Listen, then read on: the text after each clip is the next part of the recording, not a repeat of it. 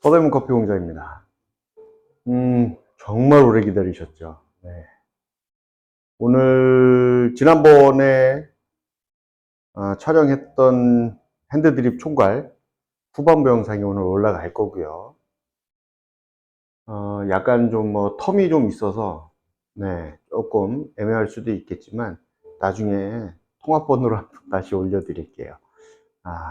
네. 그리고 그 태블릿 네, 이쁘게 딱 하는 거를 배웠는데 그거를 다시 하려고 했더니 네, 제가 무슨 말을 했는지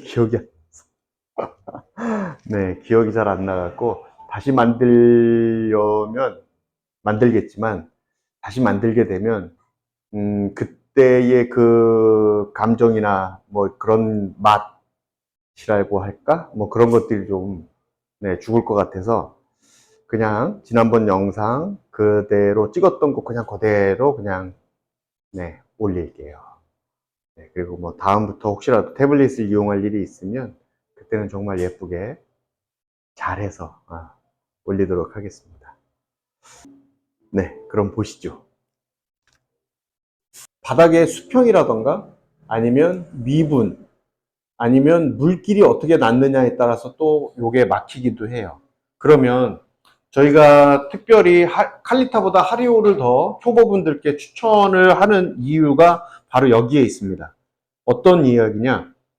물이 똑같이 쭉 내려와서 세 부분으로 똑같이 나뉘어져서 추출이 이루어져야 되는데 가끔 보면 미분 때문에 막히는 경우가 있어요.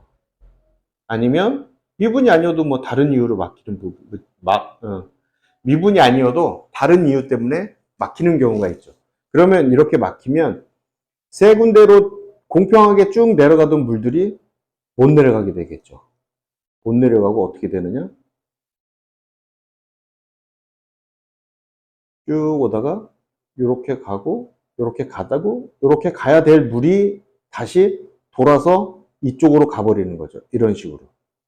그러면 이 부분 요 안에서 내가 원하지 않게 과추출이 자동적으로 이루어지는 거예요. 과추출은 뭐냐? 내가 추출을 요만큼까지만 원했던 건데 근데 요 부분이 막힘으로 인해서 쭉 내가 원했던 기준을 넘어가 버리는 거죠. 그러면 나는 여기까지의 맛을 원했는데 쓸데없이 이만큼의 맛이 더 나오게 되는 거죠. 무슨 얘기인지 아시겠죠? 과추출이 이루어지면 부정적인 맛들이 자꾸 올라오기 시작을 해요. 그러면 뭐 그런 거죠.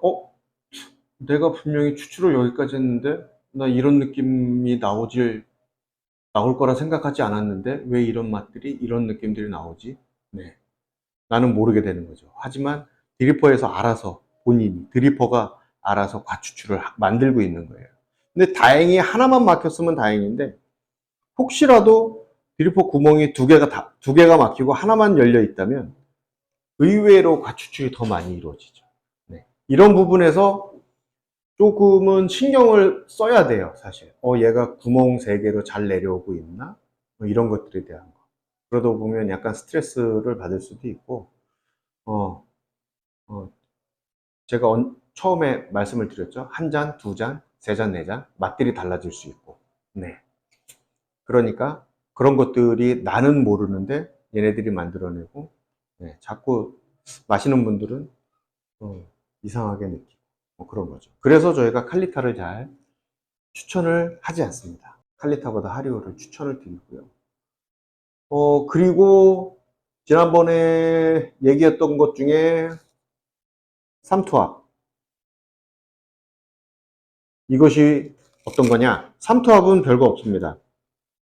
원두는 우리 눈으로 봤을 때는 뭐 별의별 모양이 다 이렇게 있죠. 근데 뭐 고배율 현미경으로 보면 원두의 세포는 이런 식으로 이게 뭐죠? 네, 벌집. 벌집 구조로 되어 있습니다. 이렇게 되어 있는 게 흔히들 뭐 얘기하기는 뭐 50%의 자연수 그리고 뭐 50%의 커피의 성분 이렇게 있다가 로스팅을 하면 50%의 자연수는 날아가 버리고, 네, 나머지 커피의 성분들이 어떻게 되느냐? 세포벽에 이제 말라붙게 되는 거예요. 이런 식으로. 말라붙으면 얘를 우리가 분쇄를 해서 드리퍼에 올려서 뜸물을 주면 살짝 이제 부풀어 오르는 거예요. 말 그대로 저는 이제 이거를 준비 운동이라고 하는데, 준비 운동 뜸을 딱 해주면 요 부분들이 살짝 부풀어 오르면서 나 이제 나갈 준비가 됐어요 라고, 네, 이 아이들이 얘기를 하죠. 그러면 이때부터 추출을 하는데, 물을 주면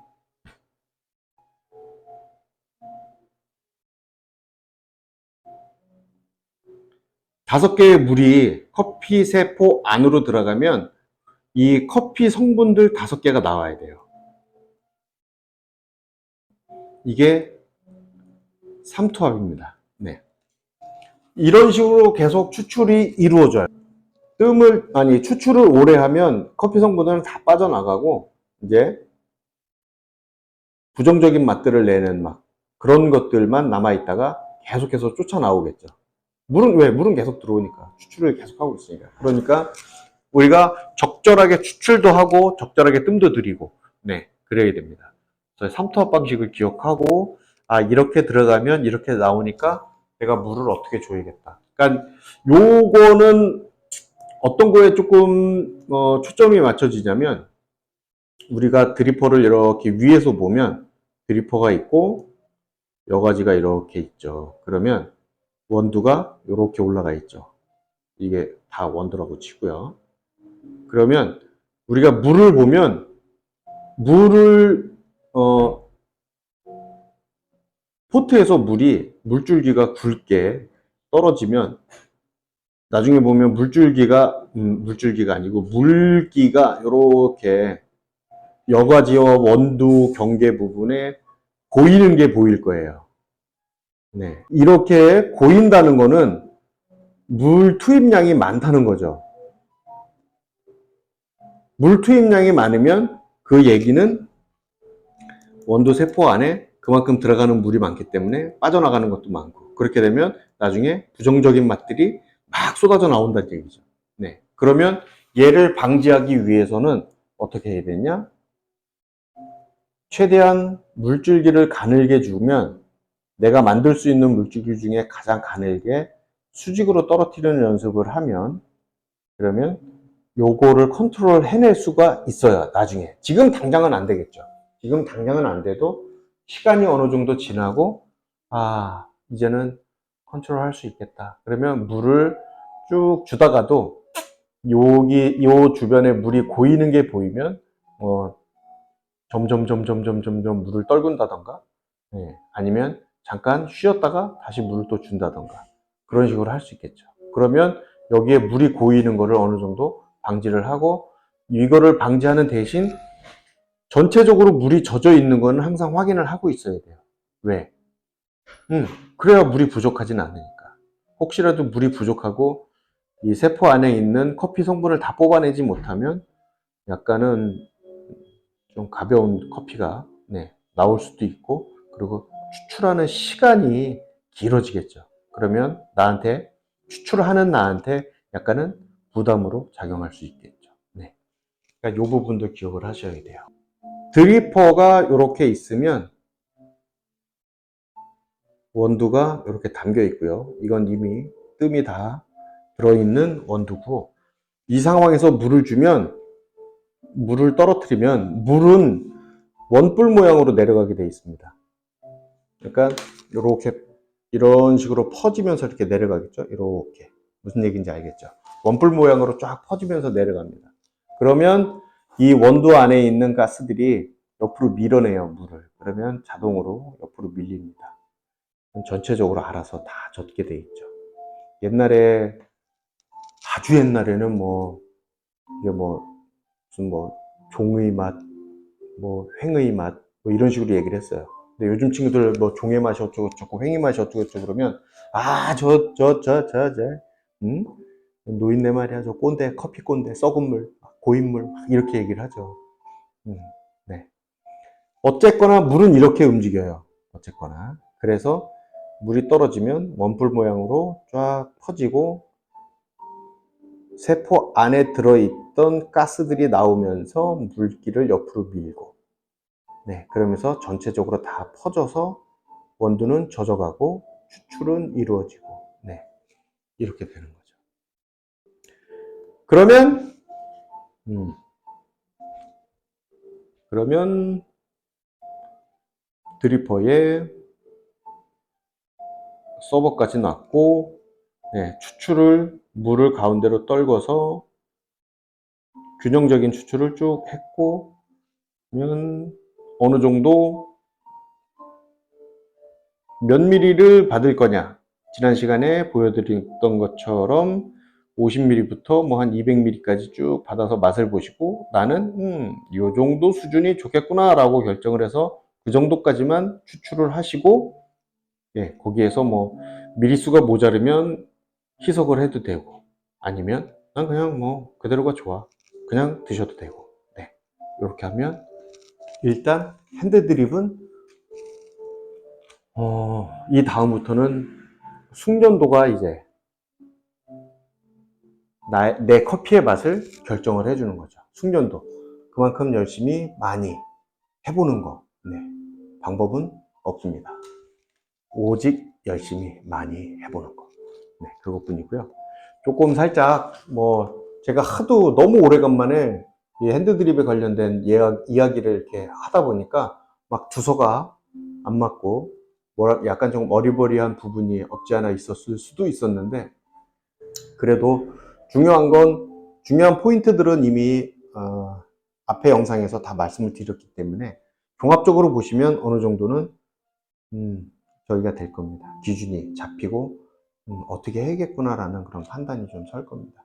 그러면 아까 말씀드린 것처럼 핸드밀에 대해서 조금 말씀을 드릴게요. 우리가 핸드밀을 사용을 하면 핸드밀에 꼭지가 있고 중심 기운이 있고 손잡이 있고 그리고 나사 부분이 있고 밑에 원두가 담기는 통이 있고 이런 식으로 구조가 되어 있죠. 그러면 대부분 이 손잡이를 잡고 회전 시키면 분쇄가 돼서 밑으로 떨어지죠. 네. 그러면 대체적으로 우리가 요거를 잡고 있는 힘껏 밑으로 눌러요. 대부분 항상. 그러면 요 부분이 어떻게 되느냐, 앞나사와 순나사가 이런 식으로 있다. 그러면 요 부분을 손잡이를 잡고 밑으로 누르면 요 나사 부분, 그러니까 날이죠. 날 부분이 한쪽으로 쏠려요. 무슨 얘기냐? 요렇게 있어서 요 간극이 같아야 고르게 원두가 분쇄가 돼서 나올 텐데, 그러질 못하고 요게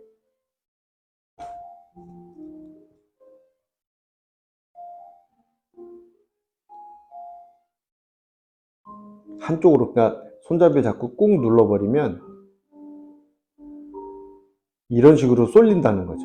그러면 한쪽은 막 굵은 것만 나오고 한쪽은 너무 가늘게 나오고 막 이런 상황이 벌어지는 거예요. 그리고 결정적으로 핸드밀을 오래 사용을 못 합니다. 네. 중심을 잡아주고 있는 이 축이 휘어지거든요. 이 축이 휘어지면 나중에 덜렁덜렁거리고 정말 운이 없는 경우에는 부러지기도 합니다. 그러니까 우리가 핸드밀을 사용할 때는 이 손잡이를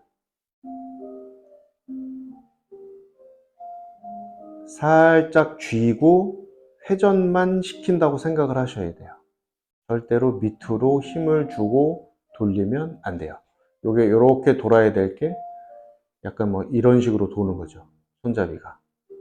그렇게 되면 분쇄되는 것에도 문제를 주고 추후에 기능적인 문제도 발생을 합니다. 무슨 얘기인지 아시겠죠? 그러면 내가 문제 생기면 바꾸지 물론 그렇게 얘기하시면 할 말은 없지만, 내 장비 조금이라도 아껴서 오래 쓰시고 싶으시면 이런 거를 조금 생각을 해보시는 게 좋고요. 네, 일단은 그림 그려서 하는 거는 여기까지 하겠습니다. 네, 약간 네 허접하기는 했지만 그래도 아, 최대한 노력을 했습니다. 네, 나 뭐 다른 고수분들은 화면을 바로 유튜브 화면으로 탁 연결을 해서 어떻게 그냥 막 쫙 그려서 하시던데, 에이, 저는 그거 안 돼요 아직. 요것 좀 가르쳐 주실 수 있는 분들 연락 좀 부탁드릴게요. 어, 중요한 부분들은 말씀을 드린 것 같아요. 다 드린 것 같고, 버에 관련돼서, 그러니까 핸드밀이든 뭐 전동밀이든 버에 관련해서는 일단은 집에서 사용하는 것들은 대부분 코니컬 버라 그러죠. 절삭을 하는 게 아니고 파쇄, 뭉개는 거예요. 네, 맷돌처럼 막 뭉개버리기 때문에 결과물을 보면 약간 뾰족뾰족한 느낌보다 둥글둥글한 그런 느낌이 있죠. 네, 그리고 이런 상업용 머신에는 코니컬도 있지만 플랫버라고 해서 칼날처럼 탁탁 치는 거죠. 절삭. 네. 그러면 그런 것들은 결과물들을 보면 각져 있어요. 뾰족뾰족하게 보이고. 그러면 우리가 얘네들을 추출을 해보면 코니컬 버에서는 대체적으로 우리나라 사람들이 좋아할 수 있는 둥글둥글한 그런 맛들이 납니다. 어떤 표현이냐면 뭐 쉽게 신맛이 있다가 단맛이 있다가 쓴맛이 났다 하면은 코니컬 버는 어? 이거 커피가 신의 단에 쓰네 이렇게 둥글둥글 넘어가 버려요. 음.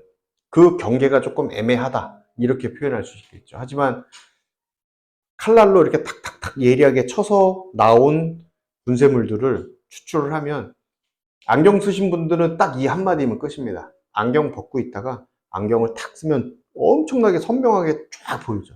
그냥 그 맛이에요. 네. 되게 날카롭게. 나쁘게 표현하면 날카롭게고 좋게 표현하면 선명하게 단맛. 나는 단맛이야. 뭐 부드러운 맛이야. 쓴맛이야. 하고 딱 끊어져서 이렇게 보여진다.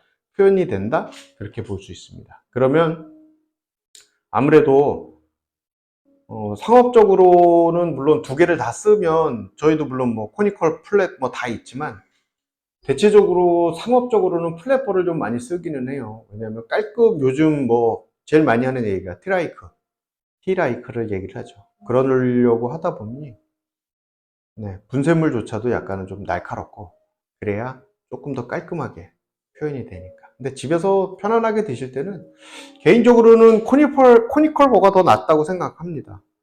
네. 그냥 막 모든 맛들을 그냥 조화롭게 막 둥글둥글하게 같이 막 섞어서 이렇게 표현이 되니까 특별하게 막 예민하게 얘를 얘가 어떤가 막 이런 고민을 안 하시고 그냥 편안하게 드실 수 있으니까 그렇게 좋은 것 같아요. 뭐 사실 가정용에서는 어떻게 보면 약간 얘네들을 구분해서 살 수 있다? 그런 거는 네, 힘든 걸로 알고 있어요. 대부분 다 코니컬버로 나오고 선택의 여지가 없는 거죠. 네. 뭐 그렇습니다. 음. 일단은 여기까지 말씀을 드렸고 저희가 계속해서 핸드드립 추출에 관련된 것들을 강조하고 이야기하고 하는 것들이 사실은 요즘은 로스팅 잘 하시는 분들이 많아요. 로스팅 잘 하시는 분들이 많아서 우리가 막 소문을 듣죠. 어느 집 가면 커피가 맛있다더라, 로스팅 잘한다더라, 핸드드립 잘한다더라. 그래서 막 그 집을 가죠. 그 집을 딱 가면 사장님께 뭐 추출 한 잔 해주세요. 그래서 맛을 딱 보면 와 너무 맛있어. 너무 좋은 거야. 원두 주세요. 나 얘 집에 가지고 가서 먹을 거예요. 원두를 샀어. 원두를 가지고 가서 집에 가지고 가서 이렇게 내가 내려서 맛을 보면 그 맛이 안 나와. 물론 장비에 관련돼서 그런 느낌이 있을 수도 있지만 내가 얼마나 더 추출을 열심히 하고 추출을 잘 하느냐도 관건이거든요. 그러면 사실 약간은 장사 속일 수도 있지만 추출을 잘 하시는 손님들은 저희 원두 혹은 뭐 로스팅 잘 되는 다른 집들의 원두를 맛을 보고 그것들에 대한 뭐라고 표현해야 될까? 그런 원두들에 대한 가치를 알아보고 그거를 충분히 즐기시는 거예요. 집에서도 본인들이. 네. 그러니 재구매가 또 가능해지는 거고, 재구매가 가능해진다는 거는 아무래도 매장 입장에서는 조금 더 좋은 거니까. 그래야 뭐 새로운 거, 좋은 거, 그런 것들을 또 들여와서 또 손님들께 맛을 또 보여주고 하는 거니까. 네. 그런 겁니다. 얼마나 내가 잘 맛있게 내려서 마실 수 있느냐. 그것이 저희가 이 브루잉에 관련돼서 계속해서 영상을 만들고 강조를 하고 있는 이유입니다. 네, 그러면 긴 시간 영상 봐주셔서 감사하고요. 혹시라도 궁금한 점, 뭐 아니면 뭐 문의하고 싶은 거 있으면 연락 주시면 됩니다. 뭐 댓글을 주시던 아니면 이렇게 나가는 연락처로 연락을 주시던 저희 대표 번호예요. 대표 번호니까 서슴없이 스팸만 아니면 연락 주셔도 됩니다. 아, 저희 영업시간 이후에는 연락 전화는 받지 않으니까 네, 영업시간 이후에는 그냥 문자 간단하게 주셔도 됩니다. 네, 그러면 다음번에 또 생각나는 것들, 중요한 것들 떠오르면 영상으로 또 만들어 드릴게요. 다음에 또 뵙겠습니다. 감사합니다.